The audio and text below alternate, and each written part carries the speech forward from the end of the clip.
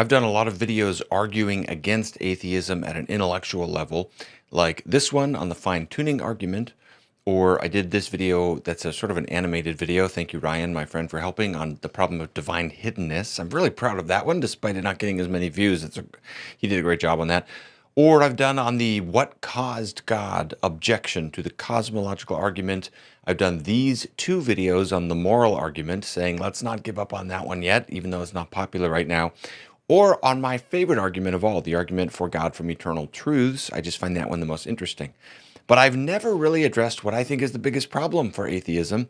From my vantage point, it's not an intellectual challenge, it's the existential reality that it's not livable and that it leads to despair. Now, that's a strong claim. I know people would disagree with that. I don't mean to say that as an insult to atheists or just to provoke atheist viewers. I love many atheists. I just don't love atheism. And I think a lot of people don't really take in the full implications of an atheistic worldview. I do think it is devastating. Let me explain that in this video, focusing on two issues. What does atheism mean for meaning, and what does it mean for death? These are the two big questions of life. Meaning, what are we doing here? Death, what happens when it's over? Those are the most important questions we can ask. So let's ask, what does atheism mean for those big questions? Now, there's a lot we can't get into in this video. There's many different forms of atheism, and some admittedly raise these challenges more acutely than others. There's also some responses in the academic literature I'm not going to be engaging here. I just want to lay out the main issue as I see it, sort of introducing people to this. And if you stay to the end, I'll share when it hit me in my own life from reading Dostoevsky's book, The Brothers Karamazov, which we will quote. Okay, let's start with this question. What does atheism mean for the meaning of life?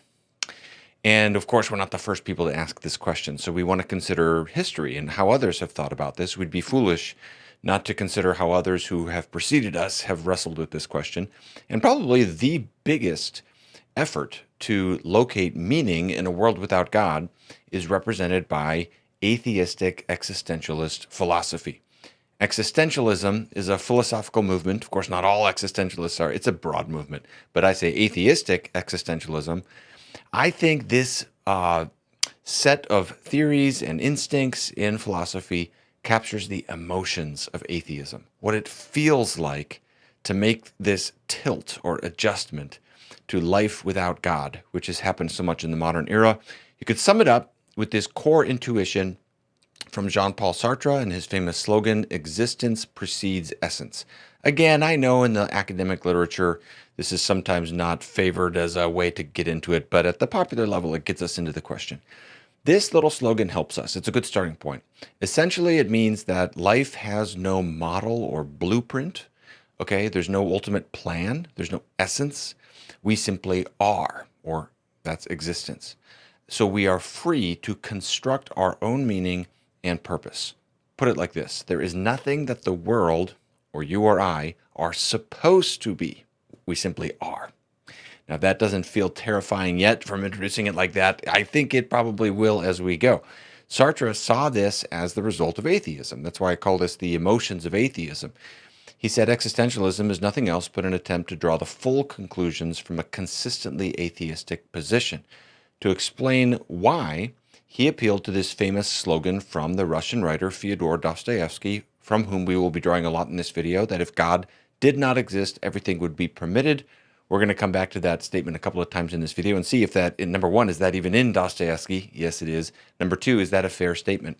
My general view from the cheap seats looking at things is that it seems like in the 21st century, atheists have moved away from the mentality of a Sartre or other existentialists, from Nietzsche and other, that statement from Dostoevsky that all these earlier philosophers have appealed to, and they've got a much more buoyant, optimistic form of atheism. And the big question is, well, did they just get beyond this silly version of atheism, or was that the more honest one? The new atheists and the old atheists, Sam Harris and Friedrich Nietzsche. Who's the more consistent atheist? What's the more consistent outlook? That's what we're getting into. I know the contemporary people don't like it, but I think the old atheists were more consistent. That's what we're going to be getting into here.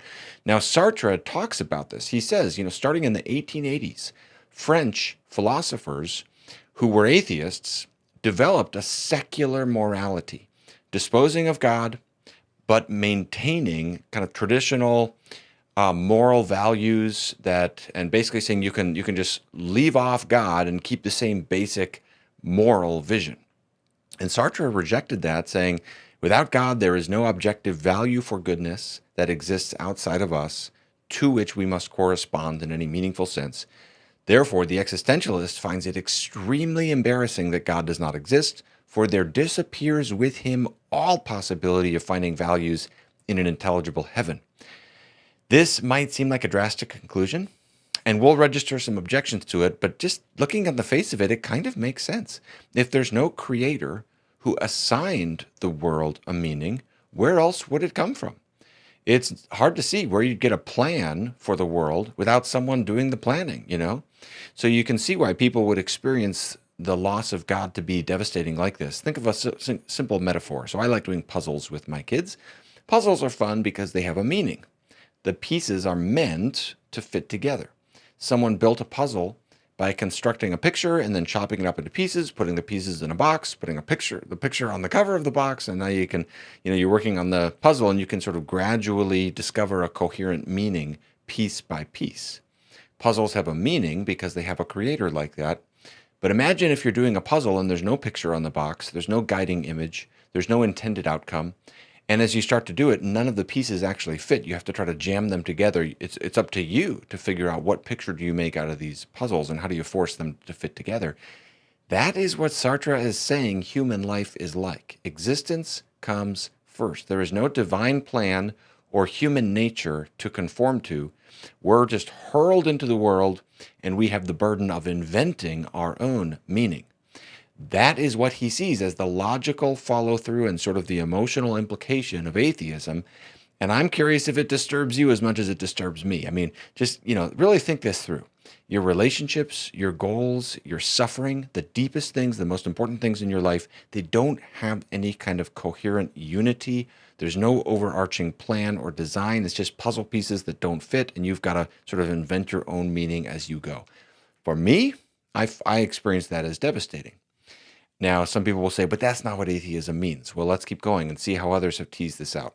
Here's another existentialist philosopher, my personal favorite, Albert Camus, another French thinker. He used the word absurd to describe the human condition without God. And essentially what he's saying is, this is a technical term, absurdity, in his philosophy. And essentially what he's saying is the human heart and reality are mismatched. They're like two puzzle pieces that don't fit. So the human heart longs for meaning, but we live in a world that has no meaning, ultimately. We long for coherence against a backdrop of randomness. We thirst for life and happiness, but death and extinction is inevitable. Basically, the fundamental longings of the human heart don't actually correspond to anything outside of us. And the important point to see here is that life is not just absurd for Camus because it's painful or there's suffering or something like that. Suffering you can deal with. By the way, I've discovered this is true.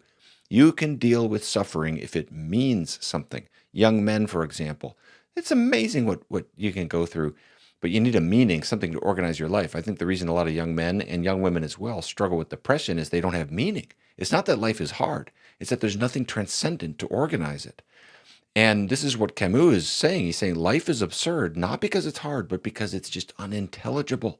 It doesn't mean anything.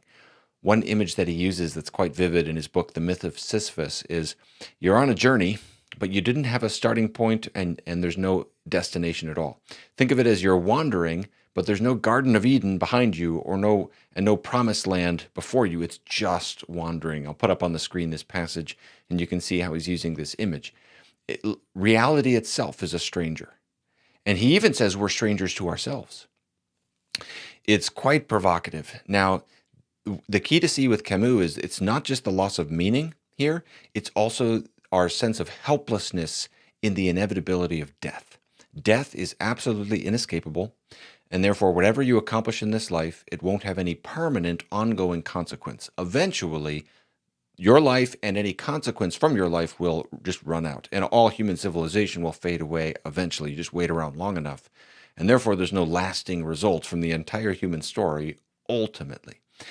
And for many people in the modern world, these two challenges, the loss of meaning and the inevitability of death raise this question of, is life even worth living to begin with? If you really think it through, again, I think the challenge here is really facing it. Because as Pascal observed, we use diversions so we don't have to deal with these ultimate questions. But if you really slow down and think it through, why is life worth living if it has no ultimate meaning or lasting consequence? The Russian writer Leo Tolstoy described being haunted by this question, even to the point of suicide. And I'll put up this passage on the screen. You can read it through if you want to read it. He's talking about himself around the age of 50, getting to this point. And the question I put in bold in here at the very end is quite simple and poignant. Is there any meaning in my life that the inevitable death awaiting me does not destroy?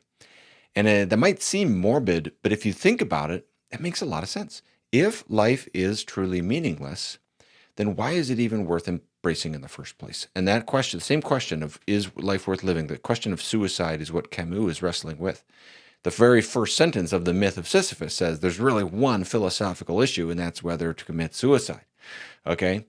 Now, he rejects that option. And he says instead he calls for a kind of noble revolt in which we refuse to lapse into nihilism. The universe around us is silent and uncaring. He has one passage where he talks about opening yourself to the gentle indifference of the world. Think of a surgeon operating on you and he just does not care. It's a robot. He does not care. Okay, that's the world around. But Camus says we can choose to embrace the struggle of life nonetheless, and he finds his inspiration in this Greek character, or this character from Greek mythology, I should say, Sisyphus. Some of you will have heard of this story. Sisyphus was bound to roll a boulder up a hill repeatedly and then have it fall down before it gets to the top each time. And he sees Sisyphus as a model. I won't read you this passage, which is at the very, this is how the whole book ends, but he basically says that this is enough and this is our journey and it's okay, we can embrace this. And he even concludes the whole book by saying, one must imagine Sisyphus happy. Now, after the bleak picture that he's painted throughout the book, this final paragraph is surprisingly positive. I would encourage everyone watching this, if you're interested in these things, read through the Myth of Sisyphus. It's easy to read. It's very well written. It has wonderful literary quality to it. It's quite provocative and pungent. But when you get to this passage at the very end, it is a little jarring because he has Sisyphus here concluding that all is well. He's struggling up the mountain in happiness. And you say, wait a second, hold on. Is that really right? I mean, here's the thought experiment. Imagine that you're Sisyphus and you're rolling the boulder up the mountain. You're halfway there. Okay, it takes enormous energy to move this boulder up the mountain. You still have so far to go.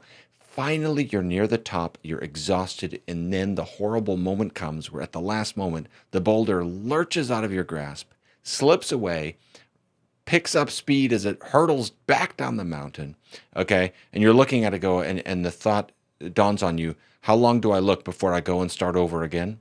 When I get to the bottom, how long do I rest before I start over again? And then this dreadful thought, I'll never get out of this situation. This is it. I'm going to be doing this over and over and over and over. And Camus is saying that's life.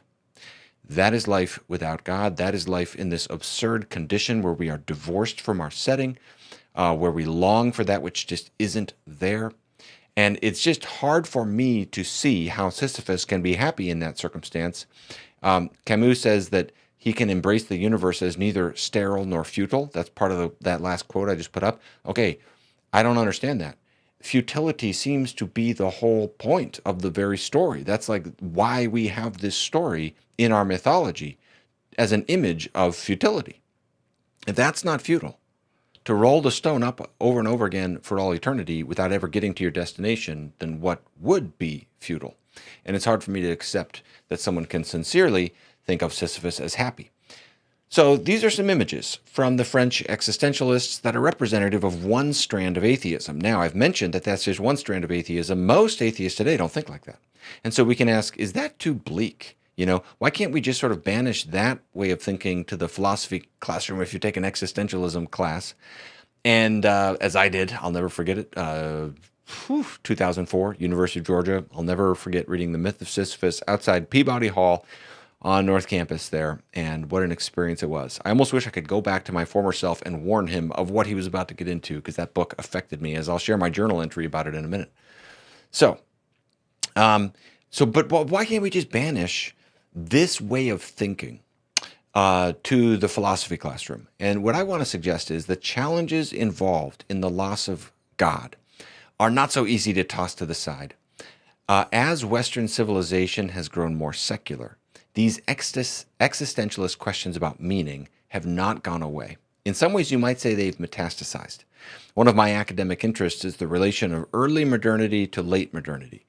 And basically, some of these ideas that you'll read in the 19th century and 20th century can seem really distant, but then when you think about it, you start to see threads connecting, and you realize a lot of this is still baked into the 21st century in our culture today. They're just not as visible.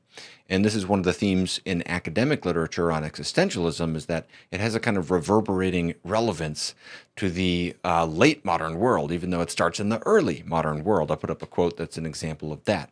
If you're not following all of that, that's fine. The point for now is to simply say, I don't think the questions that Sartre and Camus were wrestling with are so easy to toss to the side. Take, for example, the description of secular modernity by the noted sociologist Charles Taylor.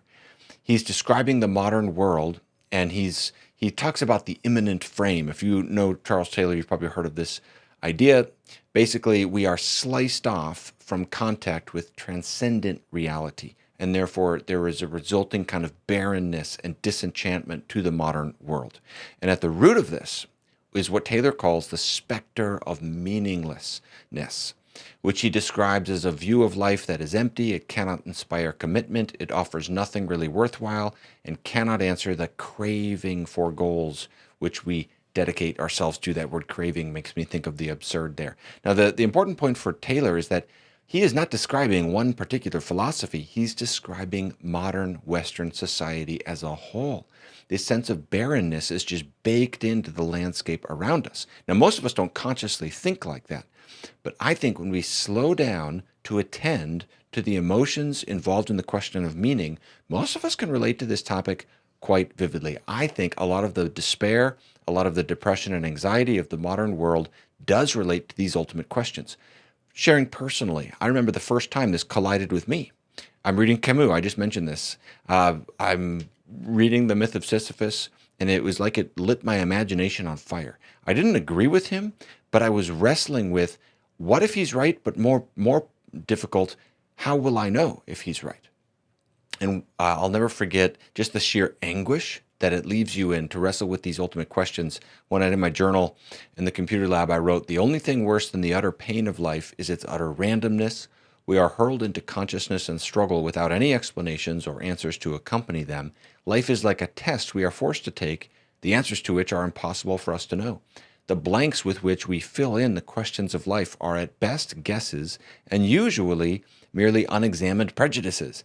Life is like a battle we are forced to fight, but the objective of which is unclear to us. We are hurled into the contest, but unsure of what is required of us. We sense that we must strive, but we are unsure to what end we strive or by what means. The great dilemma of life is not its failure or pain, but its uncertainty and chaos. I wonder if anybody out there watching this video can relate to that. If you ever felt those questions, that's part of the struggle that these existentialists put upon us, is just how do you know for sure? And the anguish of uncertainty. Now, everybody's going to ask these questions at some point or another. Like I said earlier, Pascal observed that we often use diversions to distract ourselves from them, but sooner or later they will pop up. Sometimes the reality of death will come up. Our culture is very skilled at hiding death, but we cannot hide it forever. Eventually, the question of death will come up. Someone we love, someone close to us will die, or we will face our own impending death. We'll get the terrible news from the doctor or something like this, and we've got to ask these ultimate questions. But another pattern I've observed with young men especially is that the traditional midlife crisis seems to be hitting earlier for some people. And I think a lot of young men right now, and young women as well, are just wrestling just right out of the bat with these questions in their 20s, especially in their 30s, as you progress in your career. And this big question lands, what is this all for? I will say, I think it's sometimes in the success of life that this question boils up even more than in failure. But to finish off here, Is it really so bad without God? This is where we have to reckon with this, and we can't explore this fully in this video, but lots of people reject belief in God and still feel that life is meaningful on some level. Certainly in the contemporary philosophical literature, it's just extremely common to reject this link between God and meaning that someone like Sartre or Camus is positing. And granted, this is too complicated to fully vet, but let me say a few comments for why I think this sense of angst that Sartre and Camus are feeling is not irrational, but it's actually a good question. When people try to locate an objective meaning apart from God, it often ends up being rather thin. At the end of the day, it simply matters whether there is an afterlife that promises moral restoration and moral reckoning, or whether there isn't. That's either there or it isn't, and a lot is at stake. While it's true that there's lots of different accounts from contemporary atheistic philosophers that affirm an objective meaning to life, it's unclear how satisfying these really are. One philosopher has used the label religious non-theism as a category for some of these options, and this gets at kind of the paradoxical nature of this idea that life can still have a religious-like awe and transcendence and richness that we all crave, even apart from any god or gods. And it's intriguing to think about this, but it's this old idea that sometimes a question that isn't answered in a satisfying way, even if it keeps being dismissed, will just keep coming back at you. And the question here is, what is there to ground such an ultimate meaning and a religious sense of awe without God? This particular article goes through 4 challenges that have to be overcome, and to my mind, he's correct in showing that God is an essential part of what provides a sense of transcendence and significance to human life. And there's lots of ways that you can see this. One is the notion of love. Many modern people want to think that love has a kind of transcendent significance. We sing songs about love. Our movies highlight the goodness and transcendence of love. But if you stop and think about it, in most of the atheistic options, again, there's different kinds of atheism, love is reductively explained as the product of our evolutionary history. Feelings of love developed because they helped our animal ancestors survive. Any sense of larger significance is an illusion and an accident. It doesn't have any objective reference outside of our biology, and it might have never come to be if we had evolved differently. And if you think that through, it's pretty devastating. And then you start to realize, again, not in every form of atheism, but in the more rigorous ones especially, in a desupernaturalized world, something similar is true for our entire humanity. For example, our sense of justice. This also is a product of our evolutionary psychology. We feel that evil should be punished and good should be rewarded. That's one of the deepest intuitions in our heart. But again, it's just a product of evolution. There's nothing outside of our biology that corresponds to. It might have been different. We might have evolved such that that sense would never have come to be in the first place. That's one of the challenges for explaining an objective morality in atheism, is these evolutionary debunking arguments. They're kind of tricky. But again, lots of people resist this, and I appreciate that. But I would just say the most clear-eyed treatments of this do seem to admit this is a real challenge. I've mentioned Nietzsche several times. I'll give you one of his passages because his metaphors are so good. He basically is saying the death of God, which is the loss of God in Western civilization, is like wiping away the entire horizon and unchaining the earth from the sun and turning out the lights and straying into an infinite nothing and so on and so forth. You say, why did he feel that way? He's onto something there. I'll return to this in Dostoevsky in a minute, but even in contemporary writers, Yuval Harari wrote these best-selling books about human history, and in there he says human rights are a fiction, just like God and heaven. He's got the same link in his thinking. God and human rights, they stand or fall together.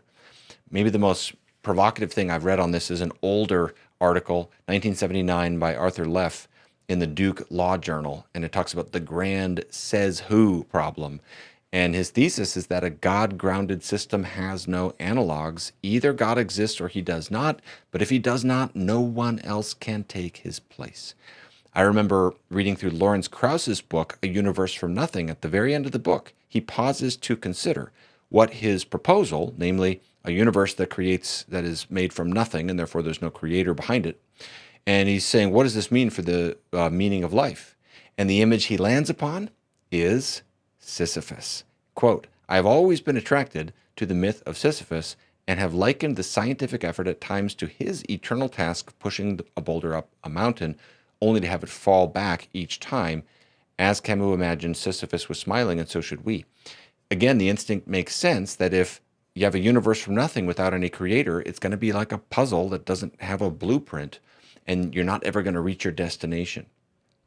In my book, I treat all this more, and I give a kind of more thorough treatment of the old atheists and the new atheists, and why I think basically the old atheists were thinking more consistently with their presuppositions. There's more to work through in all of this to chase that all out. You can read that book.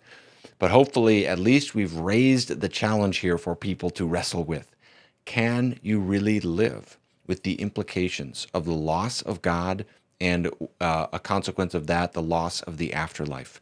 I submit that truly thinking that through is devastating. And it's something very few of us can face. And basically, nobody really thinks Sisyphus is happy. At the end of the day, we know that it matters whether love and justice are an illusion. We are interested in what happens after we die. We care about meaning. Let me conclude this video by sharing when this landed upon me. Oh, how I remember this. 2010, reading through Dostoevsky's famous novel, The Brothers Karamazov. Now, this is where you get the statement, if God did not exist, all things are permitted. You'll often hear that cited. Nietzsche cited it. Sartre cited it. It's a huge influence upon these philosophers. And the exploration of that sentiment can be regarded as one of the great themes of the book. Sometimes people say it's not even in the book. I counted when I went through, and something like that is there about a dozen times. It's definitely in the book. The sense of an anarchy that's unleashed by the non-existence of God. This is a great theme of the book. Dostoevsky even wrote a letter to a friend saying that the book is basically about the existence of God. You can see that on the screen. But let me just give an example of when this hit me. There's an important passage in this novel, amazing novel, if you can find the time to read it. And in this passage, a character named Dmitri is giving a speech to Alyosha, and he's referencing earlier comments. And he says, but what will become of men then, I asked him, without God and immortal life? All things are lawful then. They can do what they like. So there's a statement. Just a bit later, he extends this claim, and listen to how he puts it. It's God that's worrying me. That's the only thing that's worrying me. What if he doesn't exist? What if Radican's right? That it's an idea made up by man, that if he doesn't exist, man is the chief of the earth, of the universe. Magnificent. Only how is he going to be good without God? That's the question. I always come back to that. For whom is man going to love then? To whom will he be thankful? To whom will he sing the hymn?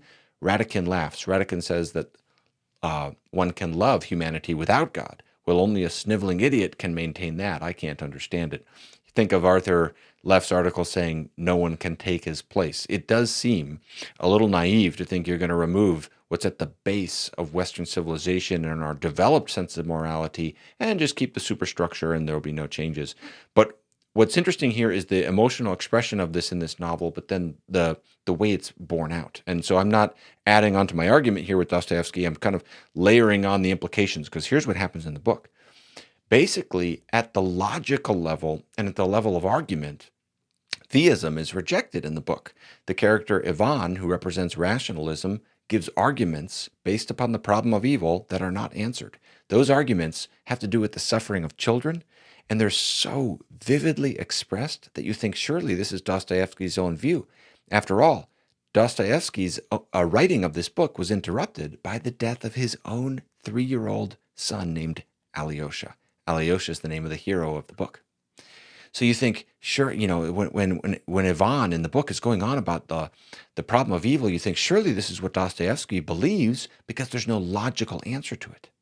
But I kept reading, and eventually it occurred to me that though there's no answer to it, the events of the plot undermine his words, because Ivan's words become the basis, without giving too much of a spoiler, for a horrific event that happens. And when Ivan realizes that, he has a mental breakdown.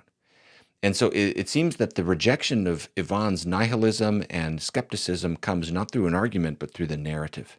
I will never forget finishing this book. I was living in Washington, D.C. on Capitol Hill. I finished the book. it was an emotional experience to read this because it's so long, of course, too. You get to the end, you finally finish it, you persevere through it. I went back home to our little studio apartment there on Capitol Hill. I sat down at the desk and I just sat there and I just sat in silence for a while. It was one of the most calm. I wasn't sad or happy. It was just calm, reflective. And then I wrote this single sentence on the back cover of my copy of the book. However difficult faith in God may be, when faced with the terrible reality of suffering in the world, its only alternative is an unlivable despair. That's what that book helped me feel and experience and see more deeply, because there's no counterargument in the book to the problem of evil, and yet it just doesn't work. Rejecting God only compounds and makes everything worse. And the hero of the story is Alyosha and his simple faith in God and charity toward others.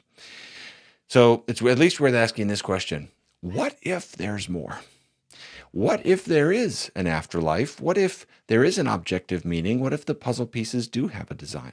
This is, of course, what I believe as a Christian. I think that there's a creator who has made the world and sort of imbued it with this inherent meaning. And I think that the resurrection of Christ means that actually there's also a transcendent hope that one day everything sad will come untrue. And the more I look down the road at these two options, when I do apologetics, I got to be honest, I think in some respects, the most powerful way to do apologetics and explain the Christian story, I mean, we want to give arguments that it's true, but just seeing what's at stake, seeing the difference with respect to beauty and goodness, sometimes that's all that you need to show people to help them understand. This is not livable. I can't work with this. It takes the deepest intuitions of the human heart about love and justice and so many other things and drains them of vitality.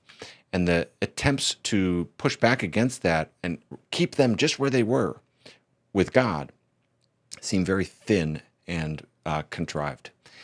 If you want more on why theism is such a happy view, check out my video on heaven. You can see the thumbnail on screen. That might give you an alternative corresponding to the more dismal feel of this video. Hey, thanks for watching this video. Let me know what you think. Hope this is helpful to people as we think about, if you struggle with these questions, or as we think about sharing the gospel with others. If you want to support Truth Unites, check out on the website. I also have a monthly newsletter that goes out. You can sign up for. You can stay connected with other things. Please pray for the book I'm currently writing on all these themes called Why Christianity Makes Sense. Thanks for watching, everybody.